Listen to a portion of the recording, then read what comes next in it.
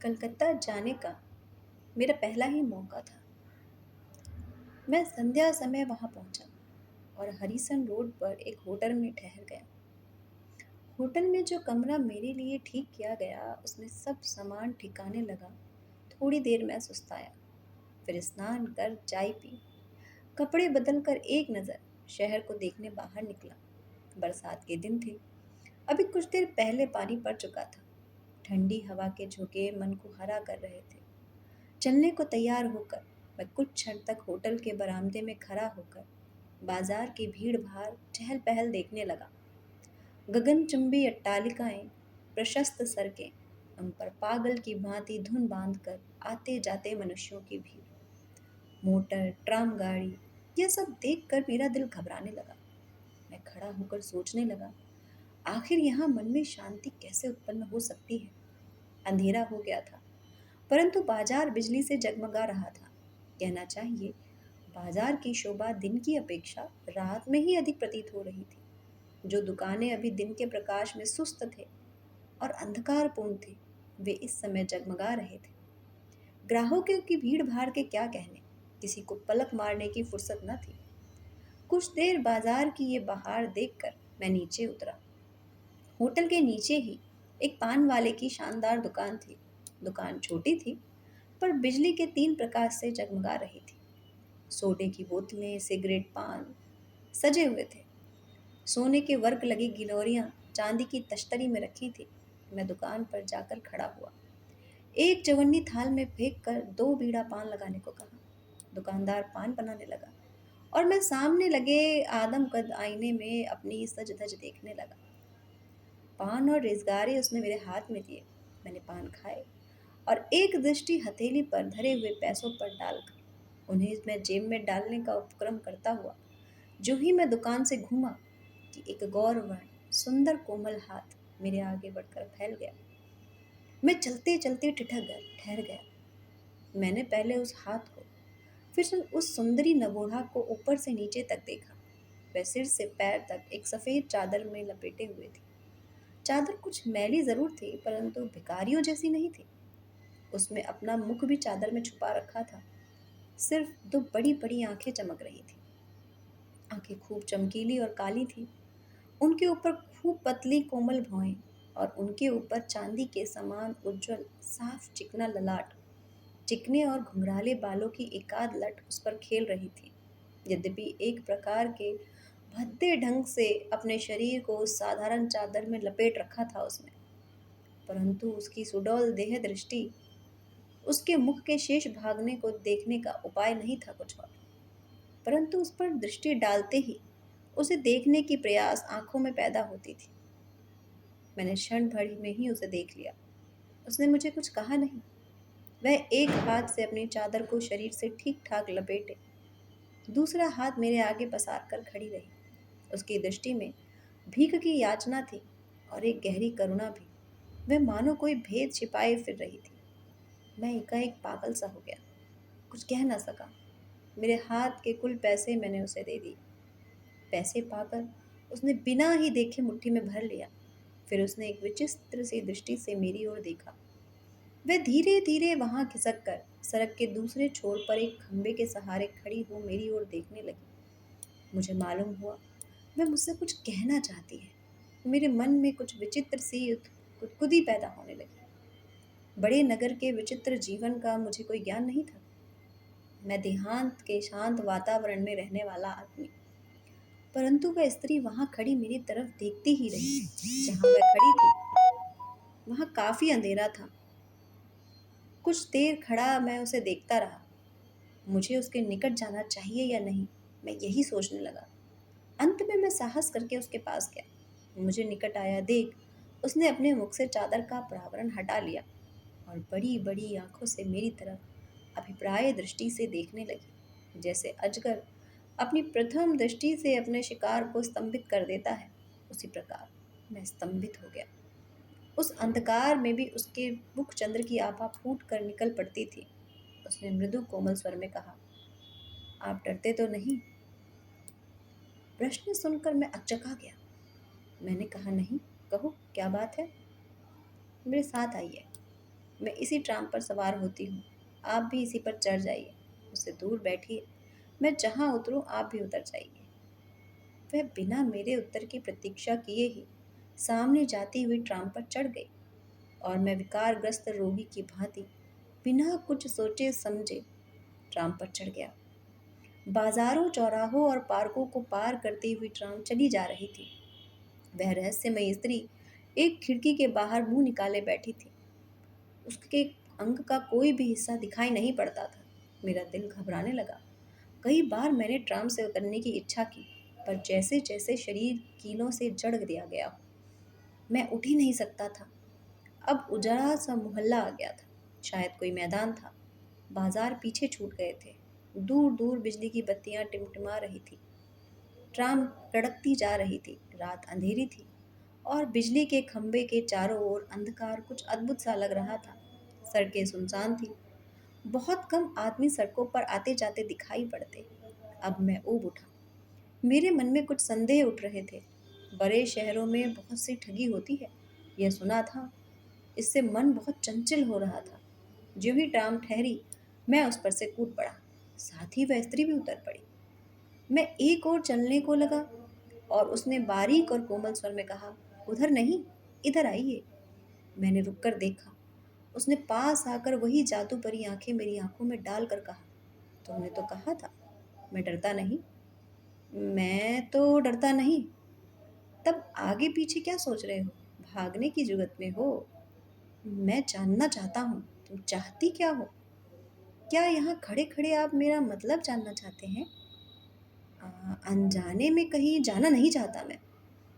तब यहाँ तक क्यों आए? अच्छा, तुम कौन हो? एक दुखिया स्त्री। कहाँ रहती हो?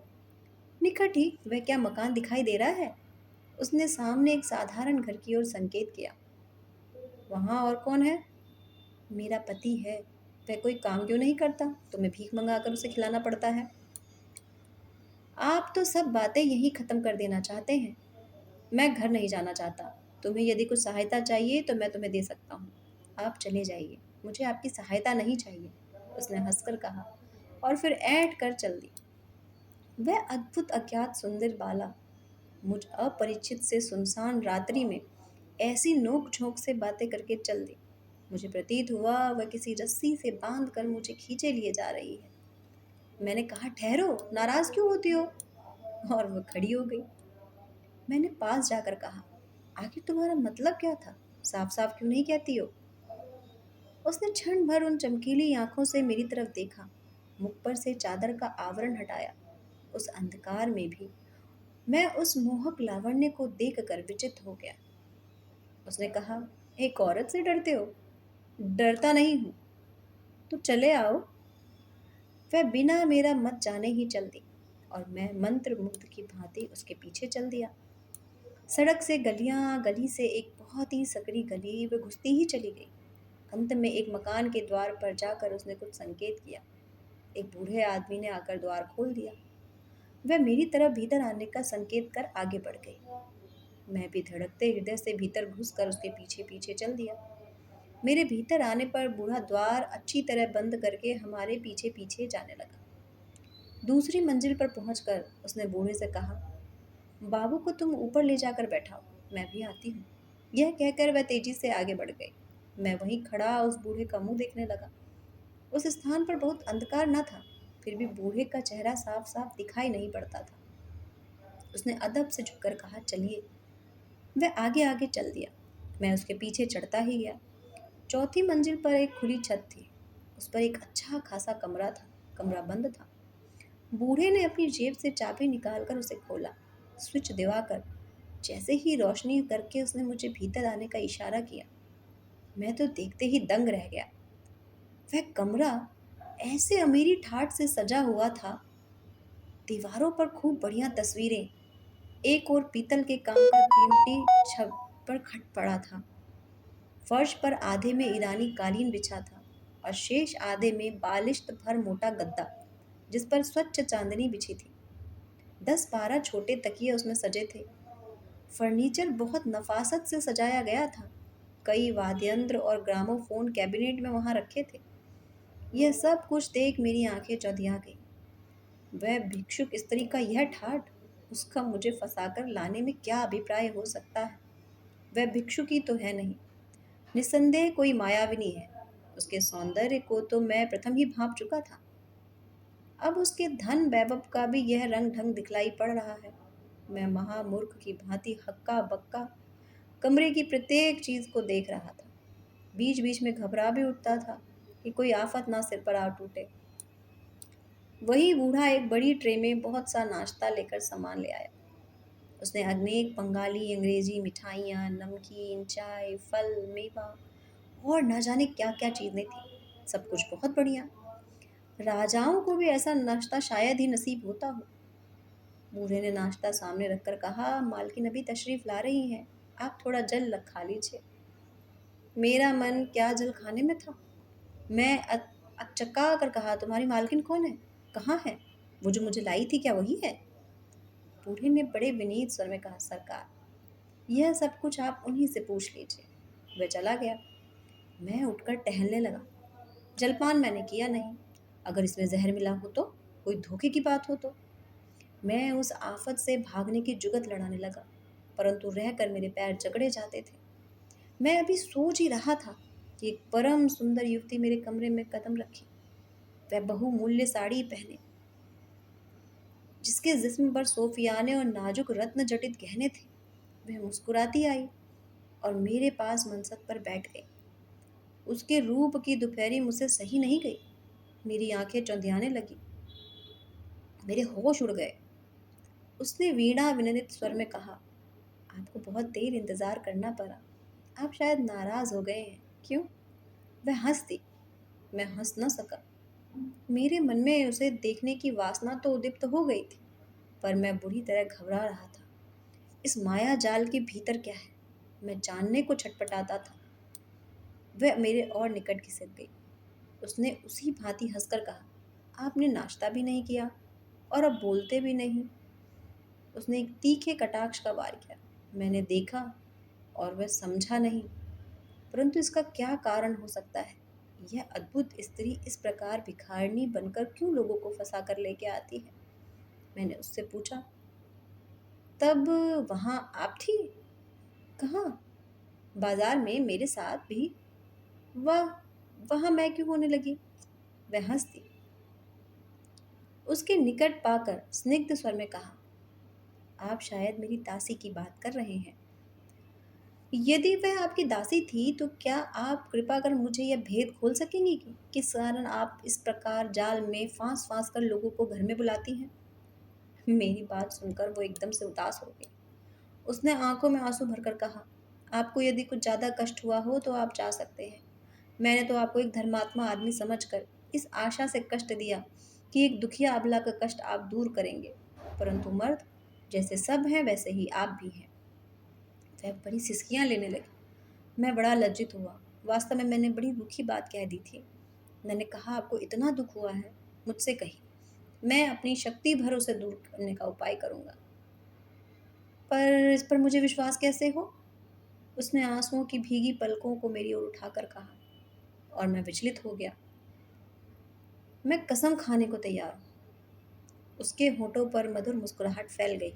उसने कहा, अब मुझे विश्वास हो गया। इतने ही में वह बूढ़ा एक ट्रे में शराब की एक बोतल, एक गिलास और कुछ नमकीन ले आया। शराब से यद्यपि मुझे परहेज न था, परंतु उस समय मैंने शराब पीने से साफ इनकार कर दिया। इस पर उसने बड़े तपाक से कहा, बस, तो इसी पर आप कसम खा रहे थे? आपने अगर पहले कभी नहीं पी है तो मैं जिद नहीं करती, परंतु यदि पीते हैं तो शौक कीजिए। गरीब की कुछ चीज़ तो आखिर मंजूर कीजिए आप।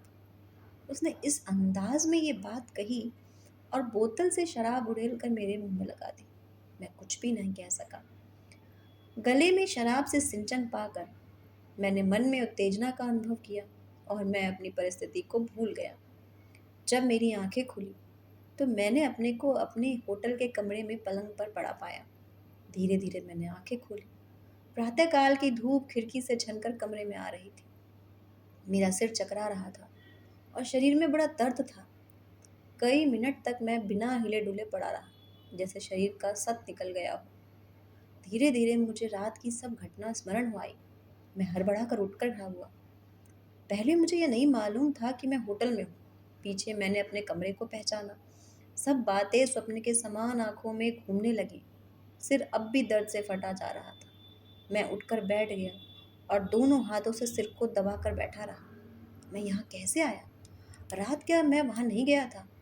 नहीं नहीं, सचमुच गया था। मैंने देखा, मेरे शरीर पर वही कपड़े थे जो मैंने शाम को घूमने जाने के समय पहने थे। एकाएक मैंने देखा, मेरे हाथ की हीरे की अंगूठी गायब है, घड़ी की चेन भी नदारद है, जेबी का मन बैग भी गायब है। यह देखकर मैं तो बिल्कुल बौखला गया। मैंने घंटी बजाई। नौकर ने आकर बताया कि आप बहुत रात गए थे, ज़्यादा शराब पी ली थी, इससे बदहवास हो गए थे। आपके जिन मित्र के यहाँ आपकी दावत थी, उनके 2 नौकर आपको यहाँ गाड़ी पर पहुँचा गए थे। मैंने जल्दी-जल्दी कोट बदन पर डाला और धड़धड़ाता हुआ पुलिस ऑफिस में पहुँचा। सब घटना की मैंने रिपोर्ट लिखाई। मेरा वर्णन सुनकर इंस्पेक्टर मुस्कुराने लगे। वे तुरंत ही 2 कांस्टेबल को मेरे साथ लेकर चल दिए। मैं अनायास ही ठिकाने पर जा पहुँचा, जिस घर में जाकर मैं बेवकूफ़ बना था।